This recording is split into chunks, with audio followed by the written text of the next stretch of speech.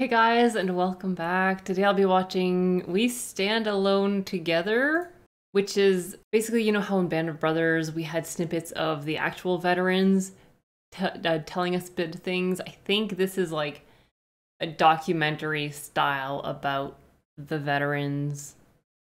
That's all I know. So I'm assuming it's going to be a lot of interviews with them. We're going to get more information about how it actually was for them, how they felt, how they got through things. I think it'll be really, really interesting, to be honest. A random shell came in. It couldn't have gone off more than 5 or 10 feet away from me. Only thing I could see were the broken ends of my legs. Oh my God, that is a terrible sight. Both femurs were shattered, and they were laying down here as I was in my back trying to raise my legs up. Oh, what the hell? And I thought, I'm dead. Yeah. I'm about to die. And then the next thing I thought of was my mother. I thought, what's she going to say? Because I was an only child. Oh no. Way to start off. Damn it. U.S. Army assembled a volunteer parachute regiment to jump behind enemy lines. Within this unit was a company of men who found themselves at the forefront of the war in Europe.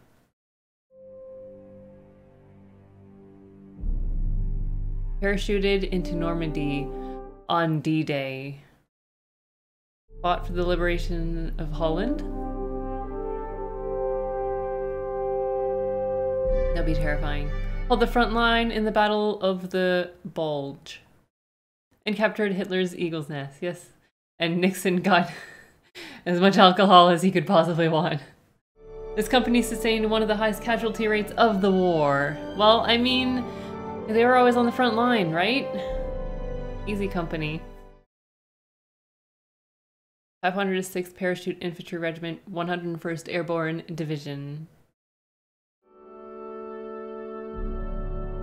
This is their story.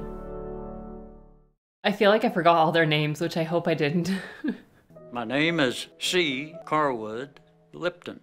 Lipton! I was born in Huntington, West Virginia. My nickname was Babe. Babe. Born and raised in South Philadelphia, where the times were tough.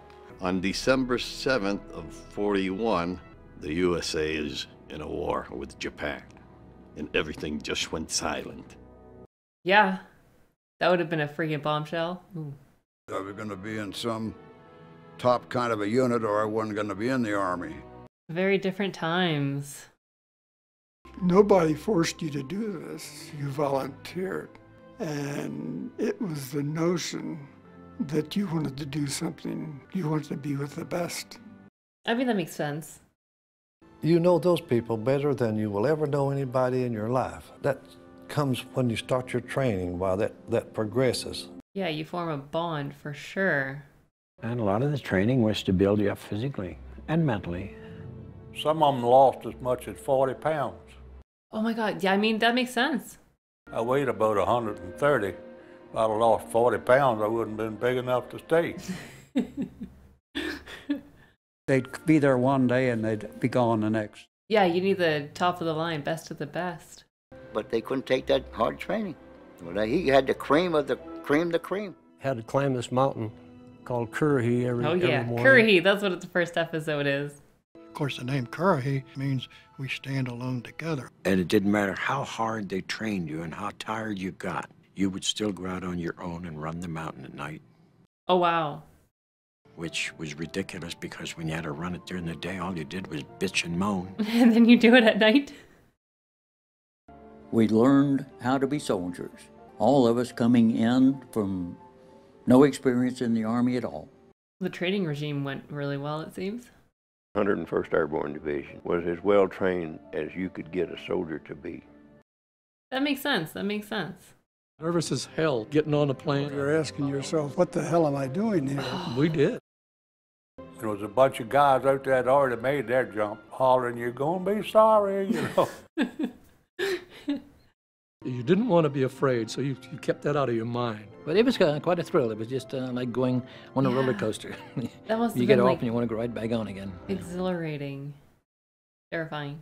The thing you worried about most was your chute. Did you pack it right? That would be terrifying.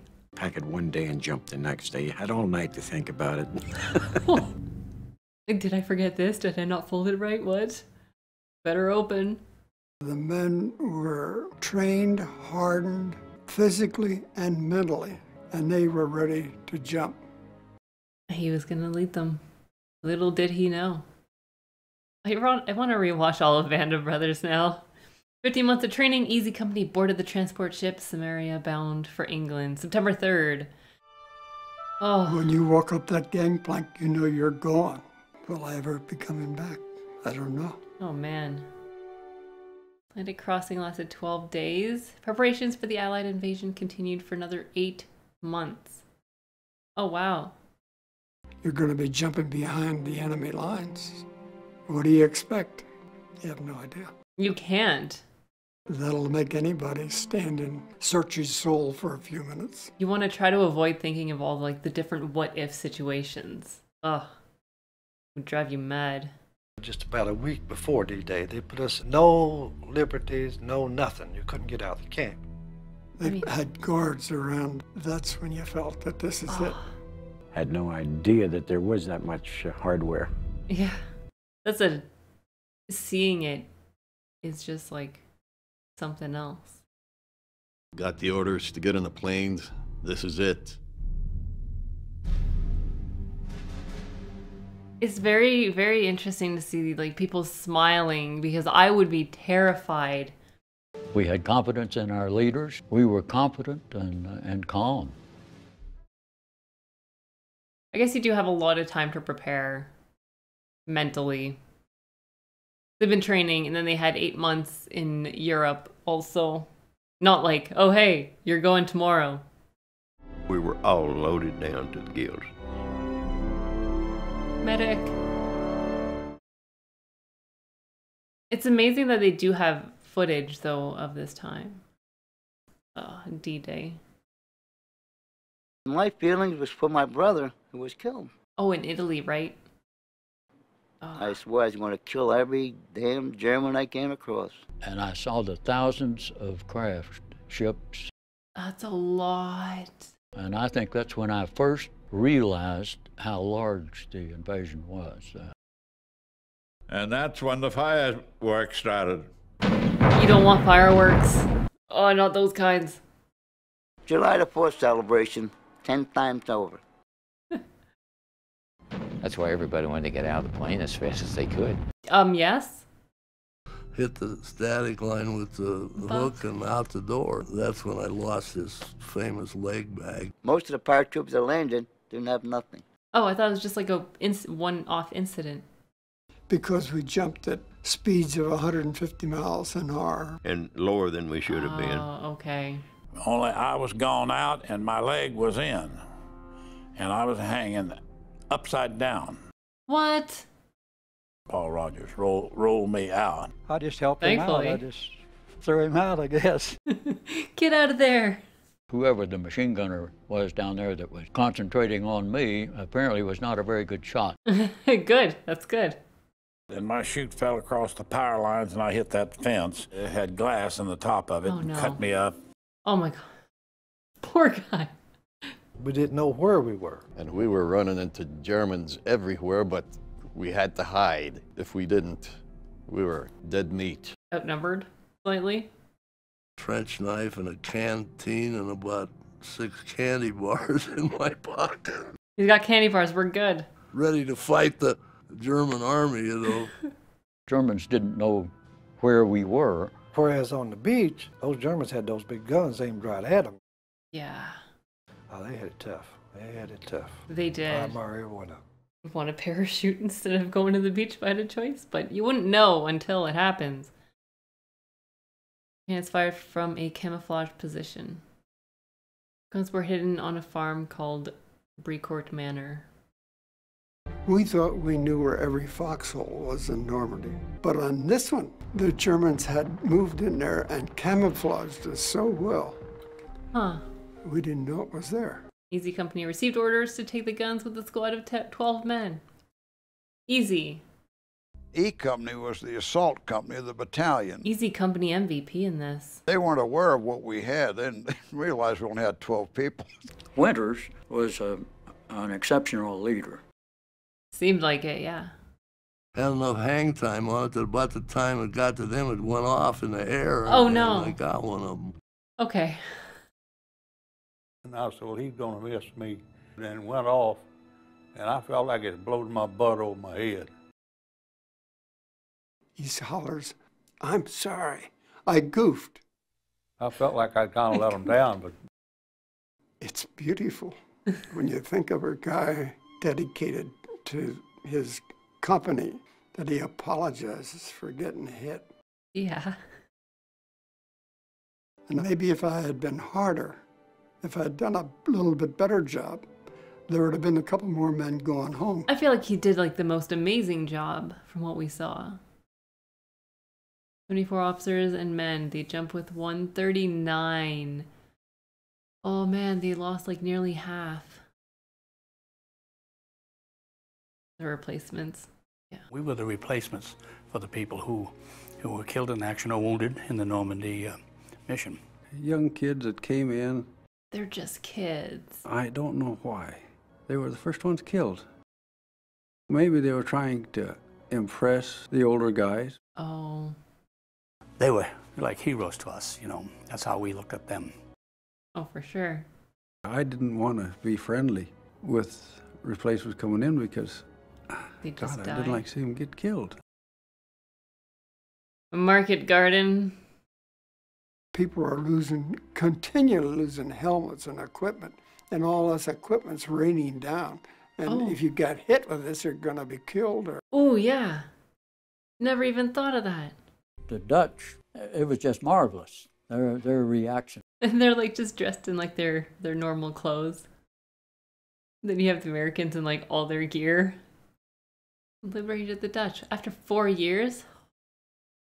I mean, you're under German occupation for 4 years when you see paratroopers come out of the sky on Sunday morning.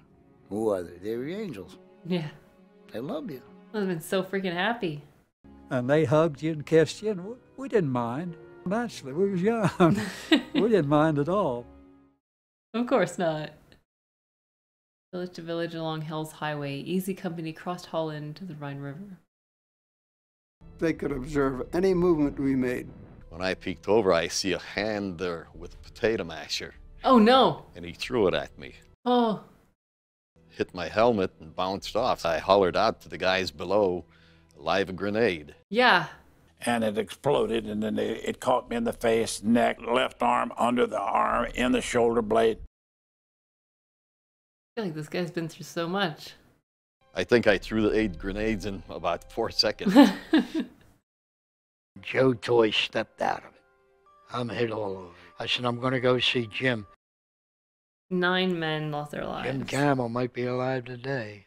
If he hadn't have said to me, you stay here, I'm going up. Oh. I never forgot that. What one guy did because he thought it was his job to do, and he took a shot for you. Definitely not something you'd forget. You can't just be unaffected. You didn't realize at that point that you're only going to be off the line for a few days and you're going to be facing Bastogne. Oh, gosh. They were not expecting anything there. I mean, they were not expecting what they went through at all. This is the last desperate action of the Germans to turn the tide of this whole war. Oh, God. Complete surprise.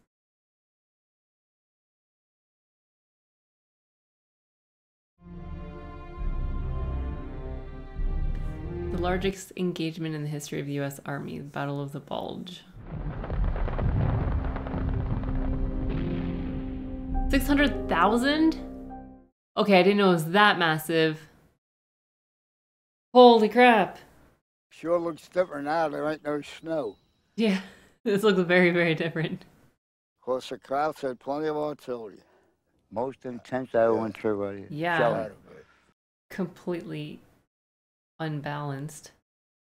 He just dove in the hole and just pray. That's it. Ain't gonna know. We lost Cross your Muckington fingers, Keller everything's fine. over on this side. There's nothing there. Just disintegrated. Unmerciful shelling, really. That's what it seemed like. What a freaking horrible situation to be in. A week before Christmas 1944, Easy Company was sent to hold the perimeter. It was the most miserable place I've ever been in my life. A real cold night, we go to bed, and my wife will tell you that the first thing I'll say is, I'm glad I'm not in Bastogne. Oh, yeah. We were short of equipment. We didn't have enough ammunition. We didn't have enough warm clothes. Yeah. But somehow they made it. As it worked out, there's some men actually got on the trucks and left for Bastogne and didn't have a rifle. What? So if you end up not getting a weapon, you're just like, They couldn't believe that we intended to set up defensive lines and to stop the Germans. They said they couldn't be stopped. Don't tell me what I can and can't do. Asking the guys that's retreating, you got any extra ammunition or hand grenades you don't want? Snow, cold up to your rump. We have bull.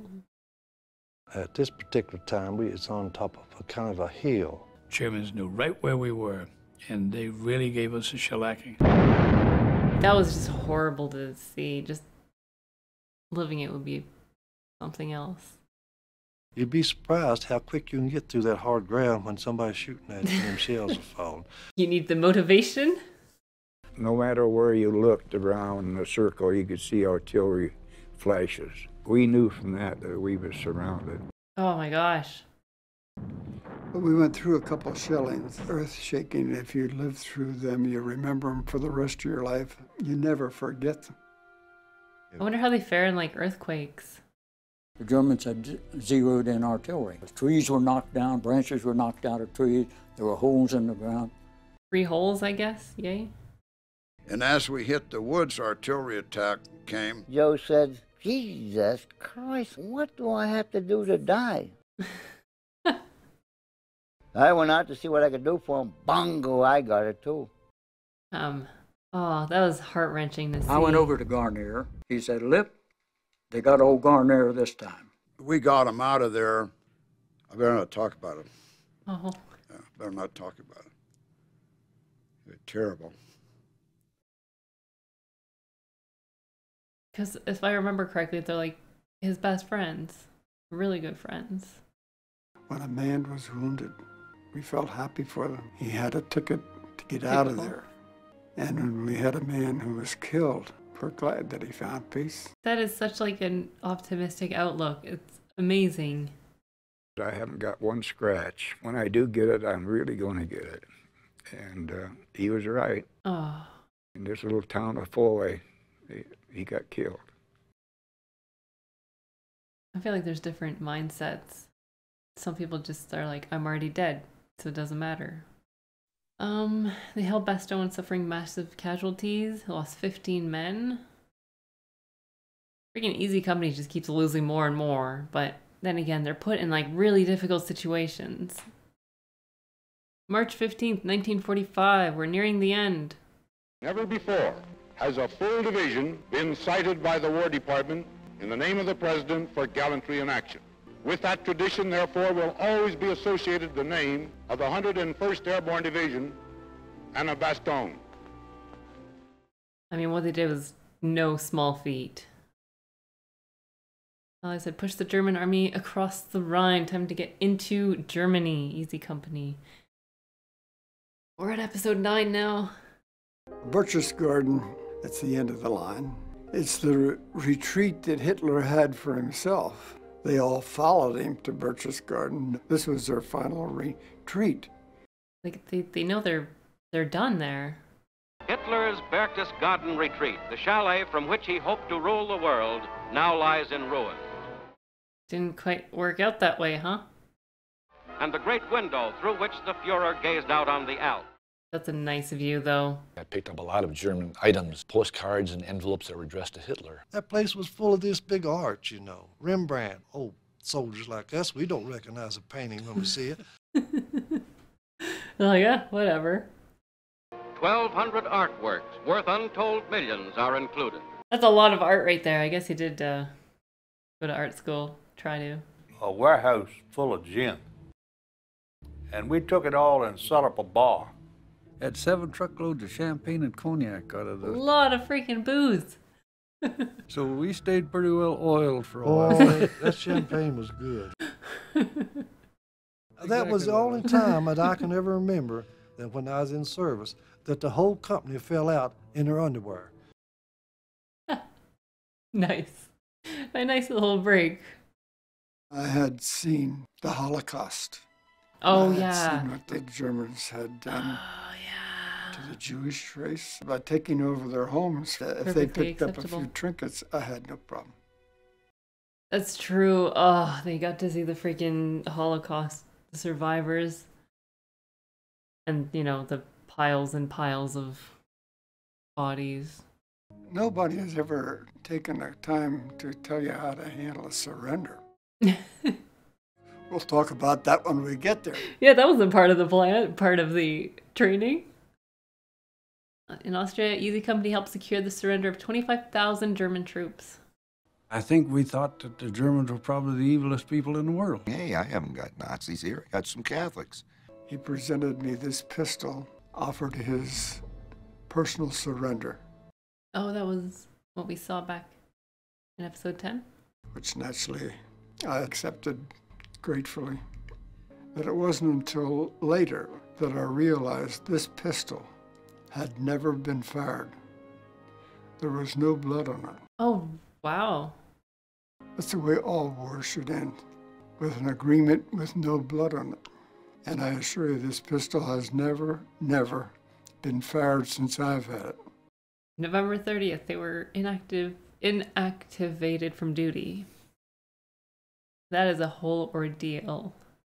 I didn't come home and, you know, I was a war hero or anything. I just come home, went back to like we did before we went. Yeah, just go back to work like normal. It's weird. It's fascinating. I think it was difficult for most fellas coming back. Went to work for a coal company. Yeah, you're not rewarded. Got a job working for Nixon Nitration Works. Yeah, he I was did. making $75 a week. We've never become wealthy in life, but we have a lot of other wealth that means more than that, really. It's interesting to see. They're like part of the team that helped save the world as we know it. An annual reunion? Oh, that's awesome. Thank you all for coming. The purpose the reunions serve is just to give us a chance to get together and talk to each other. Oh, wow. That's amazing. If you see the people today, that bond's still there. The bond you can't explain. It doesn't go away, never. There's an intimacy develops like nothing that I've ever experienced anywhere. He started talking about it just in the last 5 or 6 years. Oh, wow. It didn't even dawn on me that he'd killed people. Interesting. I really admire my dad. When I went there, I said, Dad, my gosh, Dad, you were so lucky. He looked at me and he said, yeah, I'm very lucky, and he started crying. These guys have been with each other in the absolute base experiences of human existence. Joe Toy, 506 PIR, 101st Airborne Division. That's what he wanted on his tombstone. It meant that much to him. Yeah, they have like a completely unbreakable bond. But as you know, every Army unit thinks it's the best. But we knew we were the best. I mean, it seems like it. Think about the guys more than anything else. Think about most of them every day. The heroes have crosses over their heads, the ones that are buried in the cemeteries. Those are the true heroes, not us. It's interesting to see their different views of heroes. I don't believe there's very, very, very few heroes that came back from the war. They're still over there.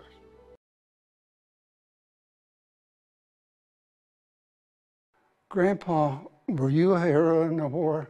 Grandpa said no. But I served in a company of heroes.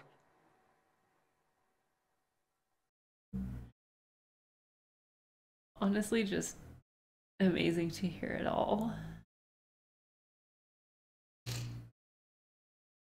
Oh, a whole list of them? Oh my gosh. I don't know what order. Oh, alphabetical. Okay, I thought they were going to be listed in order of whatever, chronological, damn it. There's a few that died, after the war, unfortunately. Oh my god, so many June 6th, which makes sense. I think they lost I think it was nearly half. Joe Toy, and we used to have a few beers at night. Garnier, you're Italian. You don't know this song. Garnier could sing it better than he did. Stay away from the water, Bridget, darling. That's the song Toy like. Oh, that was amazing. Honestly, so one thing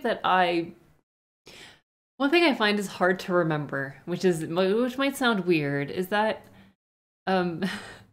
old people have a lot of history, which makes sense. But what I like to do sometimes is if I'm, going grocery shopping or just walking around, I see a lot of older people. I'm like, I would love to know their story. I would love to know their life, like what they've been through, what they've gone, like the troubles they've had, like the good times, the bad. I would like to know about them. I don't know why. I'm just curious to know what people have gone through. Anyway, so seeing this was very, very moving because you do get to see, they speak from their experience, and a lot of times they don't speak to their families about it like we saw. So the fact that one of them, I don't remember which one it was, just started talking about it like within the last 5 years when this was made is very, very interesting to see. While another one was talking to his daughter. They've traveled a lot and she's been to the cemeteries, and he's like saying some things about the different people. I don't know. It's just fascinating, absolutely fascinating about people's life experiences. It's really all I can say. And like they said many times, it's a bond that you don't really form anywhere else. The experiences you go through, the things you see, like imagine being part of like Easy Company and coming upon the concentration camps. You can't really share that, what you saw with your family. You can try to explain as best as possible, but being there and actually seeing it is a whole different beast than telling someone about it. It's not really, it's not something that you're ever going to forget.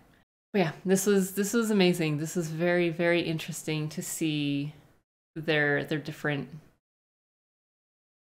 takes on things, especially what it means to be a hero. For none of them consider themselves a hero. It's like, no, the heroes are the ones who die. The heroes are, just the ones who didn't make it back. The heroes are the fathers, the sons, the mothers, that kind of thing. It's very interesting because so many people have different perspectives.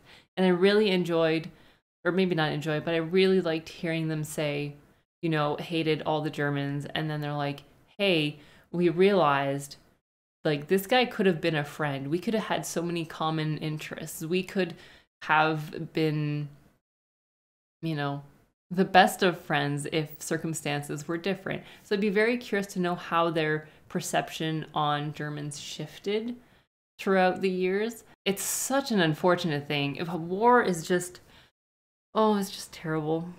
But I think the most poignant thing is really the fact that a lot of them did get to see the results of like the concentration camps and the Holocaust. Like they got to see it, and that really stays with you. There was no way that doesn't affect you, especially you're like, hey, human beings can do this to other human beings, which is absolutely terrifying and also just so heart-wrenching because it's just so terrible. This was an absolute journey. It was amazing. Band of Brothers going through all of that. I will definitely rewatch it now that I have everything. I can rewatch and pay attention to like little details, especially some characters that show up later that I forgot about. Oh boy, there's so much to see. And then there's the Pacific also. So if you would like to support the channel or have access to full-length reactions, it's all available on my Patreon. The link is in the description. Aside from that, thank you so much for joining me on this epic adventure. So don't forget to subscribe to the channel, and I will see you all in the next video.